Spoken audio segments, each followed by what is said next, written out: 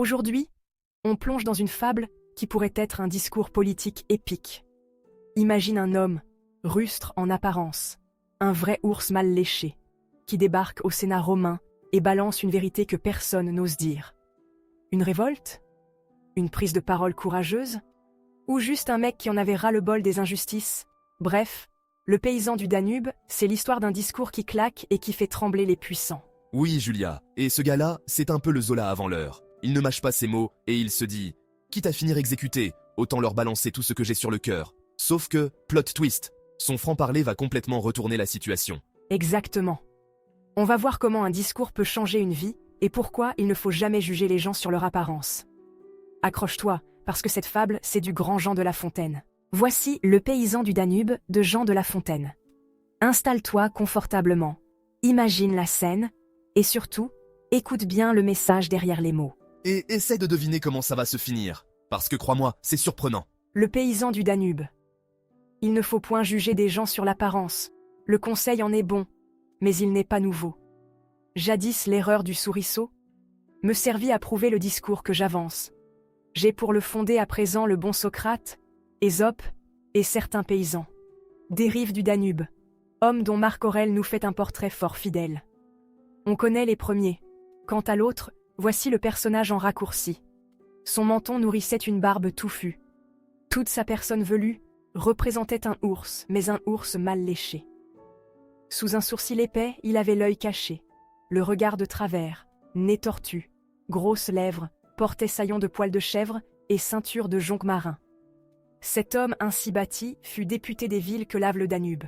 Il n'était point d'asile où l'avarice des Romains ne pénétra alors et ne porta les mains. Le député vint donc et fit cette harangue. « Romains, et vous Sénat assis pour m'écouter, je supplie avant tous les dieux de m'assister. Veuillent les immortels, conducteurs de ma langue, que je ne dise rien qui doive être repris. Sans leur aide, il ne peut entrer dans les esprits que tout mal et toute injustice. Faute d'y recourir, on viole leurs lois. Témoins-nous que punit la romaine avarice. Rome est par nos forfaits, plus que par ses exploits, l'instrument de notre supplice. Craignez Romains, craignez que le ciel, quelque jour, ne transporte chez vous les pleurs et la misère, et mettant en nos mains par un juste retour les armes dont se sert sa vengeance sévère, il ne vous fasse en sa colère, nos esclaves à votre tour. Et pourquoi sommes-nous les vôtres? Qu'on me dit, en quoi vous valez mieux que 100 peuples divers? Quel droit vous a rendu maître de l'univers? Pourquoi venir troubler une innocente vie? Nous cultivons en paix d'heureux champs, et nos mains éternent propres aux arts ainsi qu'au labourage. Qu'avez-vous appris aux Germains? Ils ont l'adresse et le courage. S'ils avaient eu l'avidité, comme vous, et la violence, peut-être en votre place ils auraient la puissance, et sauraient en user sans inhumanité. Celle que vos prêteurs ont sur nous exercée n'entre qu'à peine en la pensée.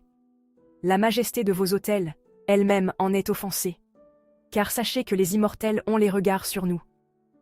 Grâce à vos exemples, ils n'ont devant les yeux que des objets d'horreur, de mépris d'eux et de leur temple, d'avarice qui va jusque à la fureur. Rien ne suffit aux gens qui nous viennent de Rome. La terre et le travail de l'homme font pour les assouvir des efforts superflus. Retirez-les, on ne veut plus cultiver pour eux les campagnes. Nous quittons les cités, nous fuyons aux montagnes, nous laissons nos chères compagnes. Nous ne conversons plus qu'avec des ours affreux, découragés de mettre au jour des malheureux, et de peupler pour Rome un pays qu'elle opprime. Quant à nos enfants déjà nés, nous souhaitons de voir leur jour bientôt borné. Vos prêteurs au malheur nous font joindre le crime. Retirez-les, ils ne nous apprendront que la mollesse et que le vice. Les Germains comme eux deviendront gens de rapine et d'avarice. C'est tout ce que j'ai vu dans Rome à mon abord. N'a-t-on point de présent à faire? Point de pourpre à donner? C'est en vain qu'on espère quelque refuge aux lois. Encore leur ministère a-t-il 1000 longueurs. Ce discours un peu fort doit commencer à vous déplaire. Je finis. Punissez de mort une plainte un peu trop sincère. À ces mots ils se couchent et chacun étonné admire le grand cœur, le bon sens, l'éloquence du sauvage ainsi prosterné. On le créa patrice. Et ce fut la vengeance qu'on crut qu'un tel discours méritait. On choisit d'autres prêteurs. Et par écrit, le Sénat demanda ce qu'avait dit cet homme, pour servir de modèle aux parleurs à venir. On ne sut pas longtemps à Rome cette éloquence entretenir. Alors, avoue que tu ne t'attendais pas à cette fin. Ce mec arrive comme un sauvage, parle avec un franc-parler de ouf, et au lieu de finir exécuté, il est propulsé à un rang prestigieux. C'est ça, Julia. Imagine un gars qui rentre en costard dans une réunion importante, balance tout ce qui ne va pas, et à la fin, au lieu de se faire virer, on lui donne une promotion. Mais pourquoi? Parce que parfois, dire la vérité avec courage, ça force le respect. Et Jean de La Fontaine nous le montre bien ici. Allez, on décrypte tout ça. Bon, soyons honnêtes. Ce paysan, c'est l'archétype du mec que personne ne prend au sérieux au premier regard. Il a une barbe hirsute, une tenue en peau de chèvre, un regard sombre. En gros, il ressemble plus à un brigand qu'à un diplomate. C'est clair. Imagine qu'un type en jogging sale débarque à l'Assemblée nationale pour faire un discours sur la politique fiscale. On aurait du mal à le prendre au sérieux, non? Exactement. Mais ce que Jean de La Fontaine veut montrer ici, c'est que le vrai pouvoir ne repose pas sur l'apparence, mais sur les idées. Dès que le paysan ouvre la bouche, tout change. Il ne parle pas comme un barbare, il a une éloquence, une logique, une maîtrise du langage qui stupéfie tout le monde. Et surtout, il met les Romains face à leurs contradictions. Il leur dit en gros, « Vous vous croyez supérieurs, mais en réalité, vous ne valez pas mieux que nous. Vous êtes juste plus avides et plus agressifs. » C'est une claque monumentale. Le pire, c'est qu'il ne cherche même pas à être diplomate. Il leur balance la vérité en pleine face, et au lieu de s'excuser ou de supplier, il s'allonge en mode « Allez-y, tuez-moi si ça vous chante ». Ce mec a des tripes en acier. C'est une prise de parole courageuse, mais aussi ultra stratégique. Il sait que s'il fait preuve de peur, il sera méprisé. Mais en défiant les Romains avec calme et détermination, il leur impose le respect. Résultat, ils le traitent en égal.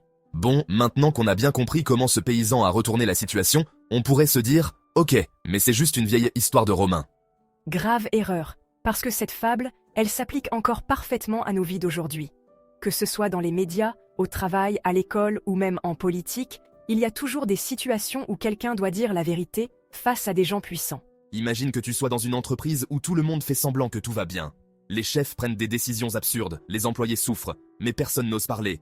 Et là, t'as un gars, un peu brut de décoffrage, qui balance tout haut ce que tout le monde pense tout bas. Au début, tout le monde le regarde bizarrement en mode « mais il est fou ou quoi ?» Mais à force d'arguments et de bon sens, il finit par convaincre tout le monde. Résultat, il se fait respecter et ses idées changent l'entreprise. C'est pareil en politique. Parfois, un leader inattendu, issu d'un milieu simple, arrive et dit tout haut ce que les gens vivent tous les jours. Et là, paf, il devient une figure incontournable. Ou même à l'école.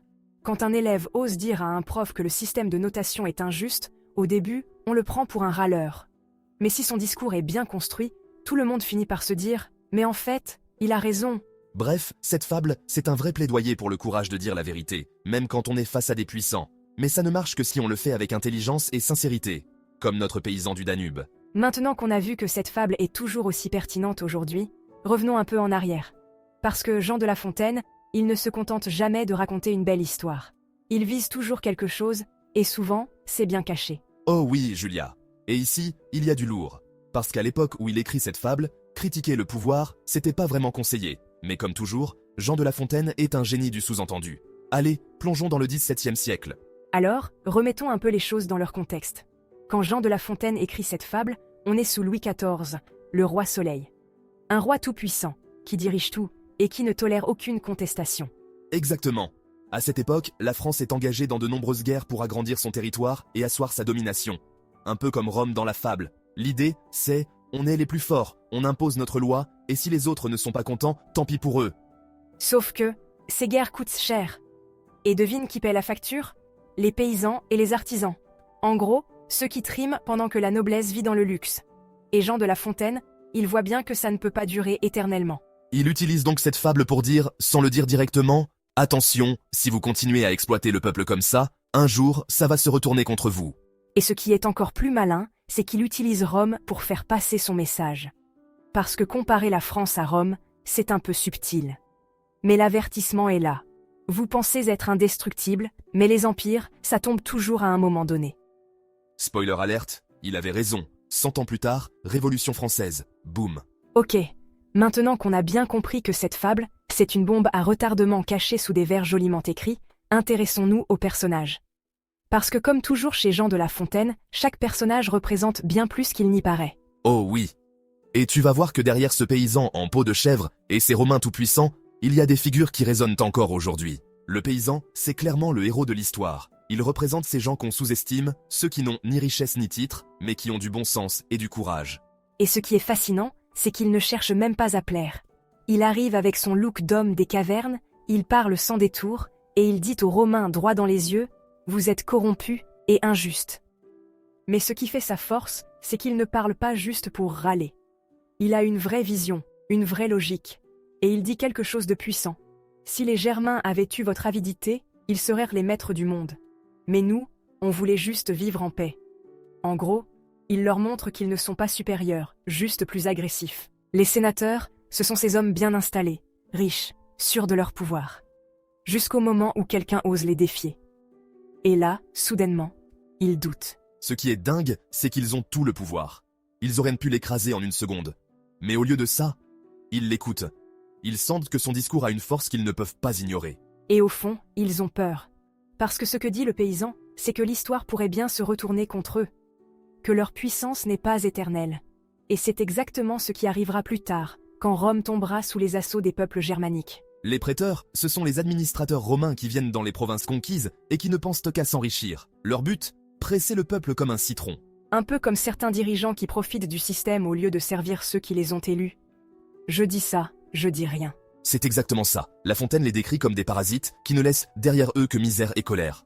Et au final, c'est ça qui alimente les révoltes. Maintenant qu'on a vu tous ces personnages, il est temps de tirer la grande leçon de cette fable.